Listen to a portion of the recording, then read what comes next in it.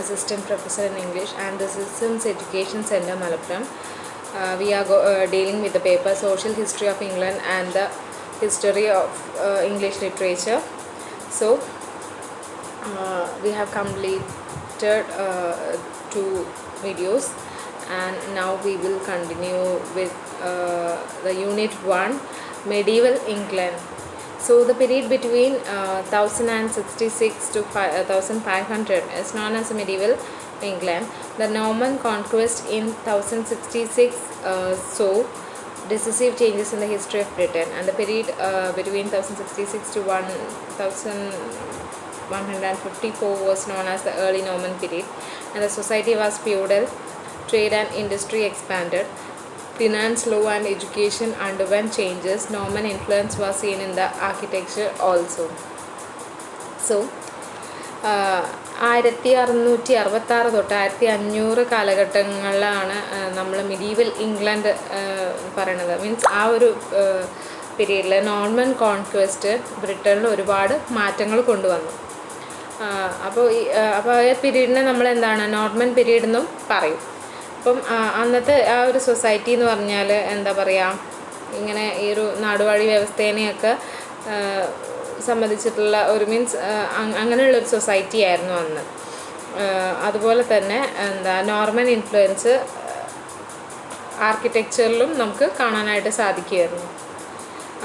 അതുപോലെ finance, law, education ഇതിലൊക്കെ ഒരുപാട് മാറ്റങ്ങൾ ഈ ഒരു എന്താ പറയുക നോർമൻ കോൺക്വസ്റ്റ് പീരീഡിൽ വന്നിട്ടുണ്ടായിരുന്നു. The early Plantagenet period was important in respect of the consolidation of the English nation. The struggle between the civil and religious heads had started for power. അപ്പോൾ പ്ലാജനറ്റ് പീരീഡ് എന്ന് പറയുമ്പോൾ അതിന് നമ്മൾ വേറൊരു പേരും പറയും, ഹൗസ് ഓഫ് ആൻജോ അല്ലെങ്കിൽ ആൻജീവൻ ഡൈനാസ്റ്റി എന്ന് പറയും. അതെന്താണെന്ന് വെച്ചാൽ it's A royal house of England which reigned from 1154 to 1485 and provided 14 kings.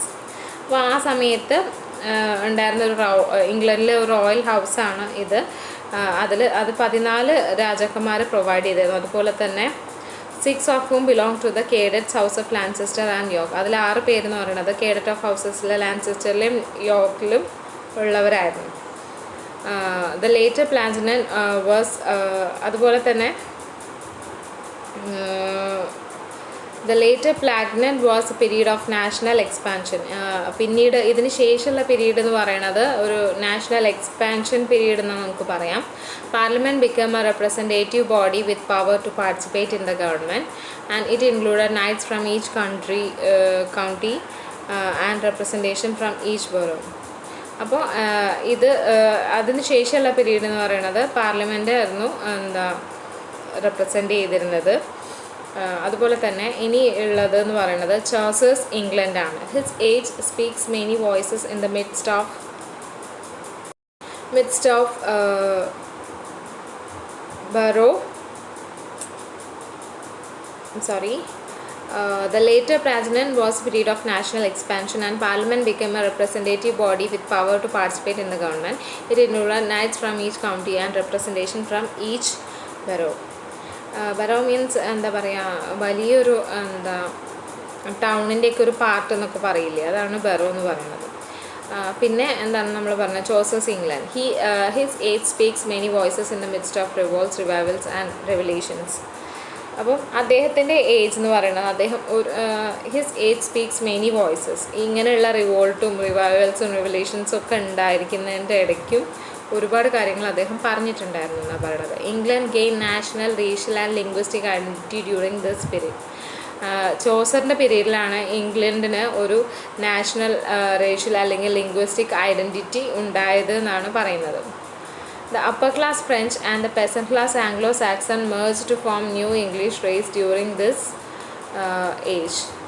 അപ്പം ഈ അപ്പർ ക്ലാസ്സിലുള്ള ഫ്രഞ്ചും പെസൻറ്റ് ക്ലാസ്സും ഒക്കെ എന്താണ് ഒരു പുതിയൊരു ഇംഗ്ലീഷ് റേസ് ക്രിയേറ്റ് ചെയ്തു എന്നാണ് പറയുന്നത്. മീൻസ് ഉണ്ടായി എന്നാണ് പറയുന്നത്. England gave up her Franco-Latin influences in literature and politics. അപ്പം എന്താ ഫ്രഞ്ച് ലാറ്റിൻ ഇൻഫ്ലുവൻസസ് ലിറ്ററേച്ചറിലും പൊളിറ്റിക്സിലും ഉണ്ടായിരുന്ന ഫ്രഞ്ച് ലാറ്റിൻ ഇൻഫ്ലുവൻസസ് ഒക്കെ ഇംഗ്ലണ്ട് ഒഴിവാക്കി എന്നാണ് പറയുന്നത്. In literature, Chaucer struck an individual note that was typically English. There was new national spirit which determined her triumphs in wars. The Saxon French words in a happy blend gave rise to the new native language. അപ്പോൾ ലിറ്ററേച്ചറിൽ Chaucer അദ്ദേഹത്തിൻ്റേതായിട്ടുള്ള ഒരു individual not create ചെയ്തു, അല്ലെങ്കിൽ typically English ആയിട്ടുള്ള ഒരു individual not create ചെയ്തു എന്നാണ് പറയണത്. അതുപോലെ തന്നെ ഒരു എന്താ പറയുക, ഈ ഒരു യുദ്ധത്തിൻ്റെയൊക്കെ ഇടയ്ക്കും ഒരു പുതിയൊരു എന്താ പറയുക നാഷണൽ സ്പിരിറ്റ് കൊണ്ടുവരാനായിട്ട് ഇംഗ്ലണ്ടിന് കഴിഞ്ഞു. The Saxon and French words in a happy blend gave rise to the new native language. The feeling of Renaissance was felt in literature with Chaucer as its forerunner. അപ്പോൾ means Anglo Saxony French വേർഡ്സിൻ്റെ ഒരു happy ബ്ലെൻഡാണ് native language, means അതിൻ്റെ ഒരു കോമ്പിനേഷനാണ് native ലാംഗ്വേജിൽ ഉണ്ടായിട്ടുള്ളത്. അതുപോലെ തന്നെ ഒരു എന്താ പറയുക, ചോസറിനെ മുൻഗാമിയാക്കി നിർത്തി ഒരു റിനൈസൻസ്, ഒരു നവോത്ഥാനത്തിൻ്റെ തുടക്കമായിരുന്നു ആ ഒരു കാലത്ത് ഉണ്ടായിരുന്നത്. Feudalism and papacy was staggering under the strain of modern thought, idea and approach, paving the way for cultural changes. ഈ ഒരു എന്താ പറയുക, ഇങ്ങനെ ജന്മിത്ത സമ്പ്രദായം അതുപോലെ തന്നെ ഒരു എന്താ പറയുക, അതൊരു പുതിയ ചിന്തയ്ക്കും പുതിയൊരു ഐഡിയയ്ക്കും ഒക്കെ ഉള്ള ഒരു അതുപോലെ തന്നെ പുതിയൊരു കൾച്ചറൽ ചേഞ്ചിനൊക്കെ കാരണമായി എന്നാണ് പറയുന്നത്. Also there natural calamities and social upheavals, the Black Death and the Peasants' Revolt were important events of that era. പിന്നെ ഇതിൽ കുറച്ച് നാച്ചുറൽ കലാമിറ്റീസ്, നാച്ചുറലായിട്ട് വരുന്ന ദുരന്തങ്ങൾ, അതുപോലെ തന്നെ സോഷ്യലി നടന്ന ചില പ്രക്ഷോഭങ്ങളും, അതുപോലെ തന്നെ ബ്ലാക്ക് ഡെത്തും ഒക്കെ, പെസൻസ് റിവോൾട്ട്, ഇതെല്ലാം എന്താണ് ഈ ഒരു എറയിലെ ചോസേഴ്സ് ഇംഗ്ലണ്ട് ആ ഒരു കാലഘട്ടത്തിലെ പ്രധാനപ്പെട്ട ചില ഇവൻറ്റ്സായിട്ട് നമുക്ക് പറയാം.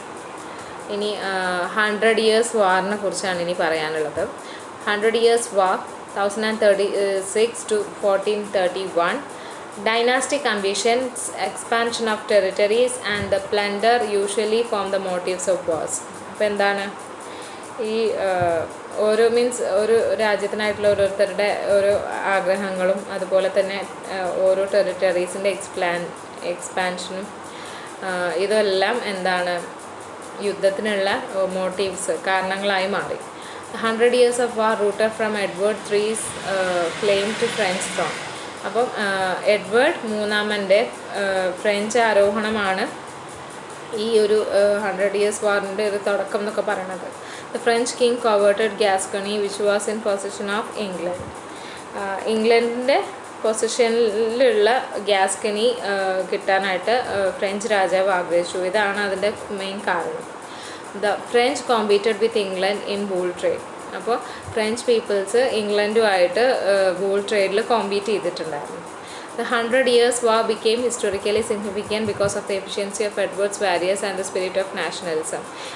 ഈ ഒരു 100 Years War എന്ന് പറയുന്നത് ഹിസ്റ്റോറിക്കലി സിഗ്നിഫിക്കൻ്റ് ആവാനുള്ള കാരണം എന്താണെന്ന് വെച്ചാൽ എഡ്വേർഡിൻ്റെ വാരിയേഴ്സും അതുപോലെ തന്നെ ഒരു നാഷണലിസം എന്നുള്ള ആ ഒരു സ്പിരിറ്റും എല്ലാമാണ് ഈ ഒരു 100 Years വാറിനെ കൂടുതൽ ഹിസ്റ്റോറിക്കലി സിഗ്നിഫിക്കൻ്റ് ആക്കി മാറ്റിയത്.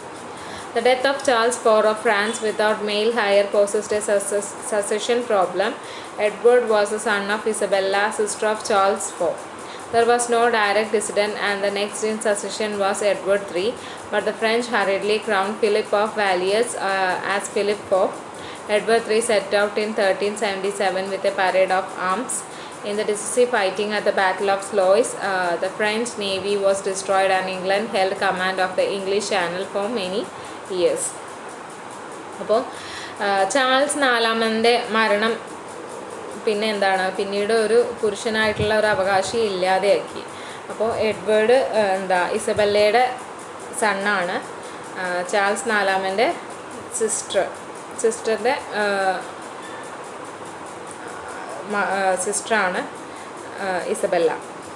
അപ്പം അവിടെ എന്താണ് പിന്നീട് എന്താ എഡ്വേർഡ് മൂന്നാമനെയാണ് എന്താ രാജാവായിട്ട് സ്ഥാനാരോഹണം ചെയ്യാനായിട്ട് തീരുമാനിച്ചിരുന്നു. പക്ഷേ ഫ്രഞ്ചുകാർ പെട്ടെന്ന് തന്നെ ഫിലിപ്പ് ഓഫ് വാലിയസിനെ ഫിലിപ്പ് നാലാമനായിട്ട് അവിടെ അധികാരത്തിലേറ്റി. അപ്പം എഡ്വേർഡ് മൂന്നാമൻ എന്താ യുദ്ധം മീൻസ് 1377 ഒരു യുദ്ധം സ്റ്റാർട്ട് ചെയ്തു. ഈ ഒരു യുദ്ധത്തിൽ ഈ ബാറ്റിൽ ഓഫ് സ്ലോയ്സിൽ എന്താ ഫ്രഞ്ച് നേവിനെ തകർത്ത് ഇംഗ്ലണ്ട് എന്താണ് അധികാരത്തിൽ വന്നു. പിന്നീട് ഇംഗ്ലീഷ് ചാനലിലായിരുന്നു ഒരുപാട് കാലം ഭരിച്ചത്. Edward became the hero after he conquered Circe and Calais. He astonished the world with the help of his son, the Black Prince, and had won eternal glory in the battle. അപ്പോൾ സെർസിയും കലായസും conquer ചെയ്തതിന് ശേഷം എഡ്വേർഡിനെ എന്താ ഒരു hero ആയി മാറി. And he astonished the world with the help of his son, the Black Prince, and had won eternal glory in the battle. അദ്ദേഹത്തിൻ്റെ സണ്ണും means ലോകത്തിനെ തന്നെ ആശ്ചര്യപ്പെടുത്തി ആ ഒരു യുദ്ധം അദ്ദേഹം ജയിച്ചത് വഴി. He became synonymous with valor and victory, and the war with France was not to end with Edward's success. It was fought for over a century with success and failure. അപ്പോൾ ഈ എന്താ എഡ്വേർഡിൻ്റെ സക്സസ്സിൽ മാത്രം എന്താണ് യുദ്ധം അവസാനിച്ചില്ല, അത് പിന്നീടും 100 വർഷത്തോളം നീണ്ടു നിന്നു. എന്താ സക്സസ്സും ഫെയിലിയറും ഒക്കെ ആയിട്ട് 100 വർഷത്തോളം ഈ ഒരു യുദ്ധം നീണ്ടു നിന്നു എന്നാണ് പറയുന്നത്. England won brilliant victories at Circe, Poitiers, and Agincourt, but it faced defeat in the 100 Years' War in 1453. അപ്പം എന്താ ഇംഗ്ലണ്ട് എന്താണ് ഒരുപാട് ബ്രില്യൻ വിക്ടറീസൊക്കെ നേടി, അങ്ങനെ സെർസി, പയറ്റേഴ്സും അജിൻകോട്ടും ഒക്കെ ഡിഫീറ്റ് ചെയ്തിട്ട്. പക്ഷേ 100 Year വാഴ്സിൽ 1943 അവർ തോൽക്കപ്പെട്ടു, തോൽവി നേരിടേണ്ടി വന്നു. The continuous war with France was a drain on the financial resources of the country, and it resulted in violence and anarchy, but it created national consciousness, alert parliament, reformed church, and reconstituted social life. ഈ തുടർച്ചയായിട്ടുള്ള യുദ്ധം മൂലം ഫ്രാൻസിന് അതിൻ്റെ financial റിസോഴ്സസൊക്കെ നഷ്ടപ്പെട്ടു. അപ്പോൾ അത് കാരണത്താൽ യുദ്ധവും ക്രമസമാധാന ലംഘനവും എല്ലാം ഉണ്ടായിരുന്നു. പക്ഷേ അതെല്ലാം എന്തുണ്ടാക്കി എന്നാണ് പറയണത്, ഒരു നാഷണൽ കോൺഷ്യസ്നെസ്, അതുപോലെ തന്നെ പാർലമെൻറ്റിന് ഒരു അലേർട്ട് കൊടുത്തു. അതുപോലെ ചർച്ച്, സോഷ്യൽ ലൈഫൊക്കെ റീകൺസ്ട്രക്റ്റ് ചെയ്യപ്പെട്ടു എന്നാണ് പറയുന്നത്. The intense hate for France gave birth to the English language. Chaucer and Wycliffe shaped it with the invention of the printing press, and the circulation of Chaucer's work acquired beauty, dignity, and strength. അപ്പം ഈ ഫ്രാൻസിനോടുള്ള വെറുപ്പാണ് English ലാംഗ്വേജിന് എന്താ ജന്മം കൊടുത്തത്. എന്താ പറയുക, Chaucer, Wycliffe ഇങ്ങനെയുള്ള ഇവരുടെ ഈ എഴുത്തുകാരും അതുപോലെ തന്നെ പ്രിൻറ്റിംഗ് പ്രസ്സിൻ്റെ കണ്ടുപിടുത്തം ഒക്കെ എന്താണ് കൂടുതൽ വർക്ക്സിൻ്റെ സർക്കുലേഷനും കാര്യങ്ങളും ഒക്കെ ഉണ്ടാക്കാനായിട്ട് സഹായിച്ചു എന്നാണ് പറയുന്നത്. മീൻസ് ഇംഗ്ലീഷ് ലാംഗ്വേജിനെ തന്നെ ഒരു പുതുജന്മം നൽകുകയാണ് ചെയ്തത് ഈ ഫ്രാൻസിനോടുള്ള അവരുടെ ഒരു ഹേറ്റ്. ഇനി അടുത്ത ഹെഡിങ് ആണ് The 14th century English society. The society of Chaucer was feudal. The rural society was constituted by the lord of the manor on the one side and peasants or serfs on the other. They were losing their mutual trust and independence.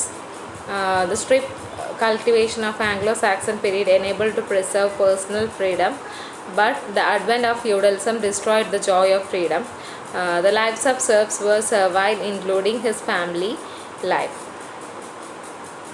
അപ്പം എന്താ ചോസറിൻ്റെ society എന്ന് പറയണത് ഒരു എന്താ പറയുക ജന്മിത്ത സമ്പ്രദായം ഉള്ള ഒരു സൊസൈറ്റി ആയിരുന്നു.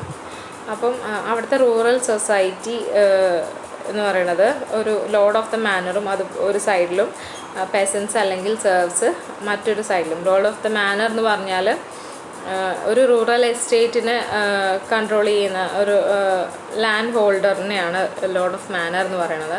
അതേപോലെ പെസൻസ് എന്ന് പറഞ്ഞാൽ നമുക്കറിയാം കർഷകർ അല്ലെങ്കിൽ മീൻസ് അടിമകൾ എന്നൊക്കെ പറയും. സെർവ്സ് മീൻസ് അങ്ങനെയാണ് പറയുന്നത്. they were losing their mutual trust and independence. അവർക്ക് പരസ്പരമുള്ള വിശ്വാസവും സ്വാതന്ത്ര്യവും നഷ്ടപ്പെടുകയായിരുന്നു ചെയ്തത്.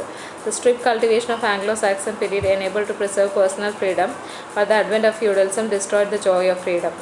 അപ്പം ഈ ഒരു ആംഗ്ലോ സാക്സൻ്റെ ഈ സ്ട്രിപ്പ് കൾട്ടിവേഷൻ എന്താണ്, ഒരു പേഴ്സണൽ ഫ്രീഡം ഉണ്ടാക്കി. പക്ഷേ എന്താണ്, ഈ ഫ്യൂഡലിസം കാരണം എന്താണ്, ആ ഒരു സ്വാതന്ത്ര്യം നഷ്ടപ്പെട്ടു, അതിൻ്റെ ഒരു സന്തോഷം നഷ്ടപ്പെട്ടു എന്നാണ് പറയുന്നത്.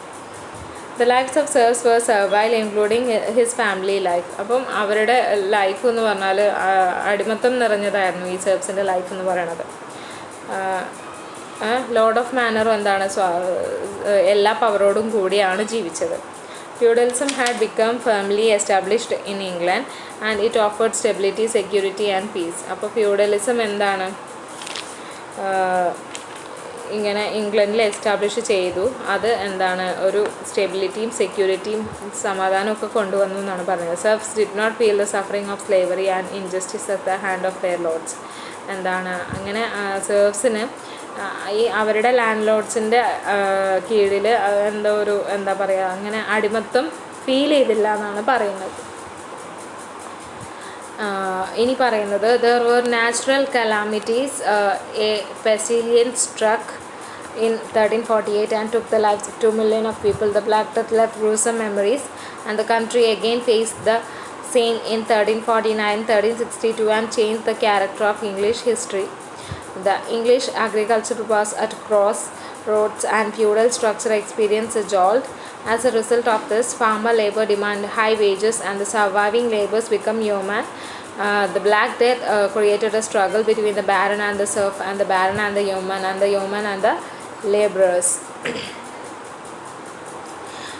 പിന്നെ ഒരുപാട് നാച്ചുറൽ കലാമിറ്റീസ് അവിടെ ഉണ്ടായിരുന്നു. 1348 ഉണ്ടായിരുന്ന ആ ഒരു മഹാമാരി എന്താണ്, 2 മില്യൺ ആളുകളുടെ ജീവൻ എടുത്തു എന്നാണ് പറയുന്നത്. അപ്പോൾ ഈ ഒരു ബ്ലാക്ക് ഡെത്ത് എന്ന് പറയണത് വളരെ മീൻസ് നമുക്ക് ഓർക്കുമ്പോൾ തന്നെ പേടിപ്പെടുത്തുന്ന രീതിയിലുള്ള മെമ്മറീസ് ആയിരുന്നു ആ കാലത്ത് ഉണ്ടാക്കിയിട്ടുള്ളത്. അതുപോലെ തന്നെ അത് 1349 1362 അവർ ഫേസ് ചെയ്യേണ്ടി വന്നു. പിന്നെ English agriculture was crossroads and feudal structure exports a jolt. അപ്പോൾ എന്താ, ഇതെല്ലാം കാരണം അവരുടെ അഗ്രികൾച്ചർ മീൻസ് കൃഷിയൊക്കെ നാശമായി. അതൊക്കെ ആളുകളുടെ ഇടയിൽ ഒരു മീൻസ് അതൊരു ഞെട്ടലുണ്ടാക്കി എന്നാണ് പറയുന്നത്. ഇത് കാരണം എന്താണ്, ലേബറേഴ്സ് കൂടുതൽ വേതനം ആവശ്യപ്പെട്ടു. അപ്പം എന്താ പിന്നെ ബാക്കിയുള്ള ലേബറേഴ്സൊക്കെ എന്താണ്, അവരെന്നെ ഇങ്ങനെ കുടിയാനായി മാറി. The black death created struggle between. അപ്പോൾ ഇവരുടെ ഈ ഒരു എന്താ ബാരൻ്റെയും സർഫിൻ്റെയും ഇടയിൽ ഒരു സ്ട്രഗിൾ തന്നെ ഇത് ഉണ്ടാക്കി. The farmer of the 14th century had conscious of his rights. He defied the manor court and sought redressal through parliament. Then John Bell, a priest of Kent, opened the eyes of the labourers. When poll tax was levied, the peasant rose in revolt. 14ാമത്തെ നൂറ്റാണ്ടിലുള്ള കൃഷിക്കാരൊക്കെ അവരുടെ അവകാശങ്ങളെക്കുറിച്ച് വളരെ conscious ആയിരുന്നു. അപ്പം അവർ ഇങ്ങനെ manner of കോർട്ടിൽ parliament വഴി ഇതിനുള്ള പരിഹാരം നേടി. അപ്പം ഒരു പ്രീസ്റ്റായിട്ടുള്ള ജോൺ ബെല്ല് ആണ് ഇവരുടെ കണ്ണ് തുറപ്പിച്ചതെന്നാണ് പറയുന്നത്. ഈ ഒരു പോൾ ടാക്സ് ഈടാക്കുന്നതിനെതിരെയൊക്കെ ഇവർ പെസൻസ് റിവോൾട്ട് നടത്തി എന്നാണ് പറയുന്നത്.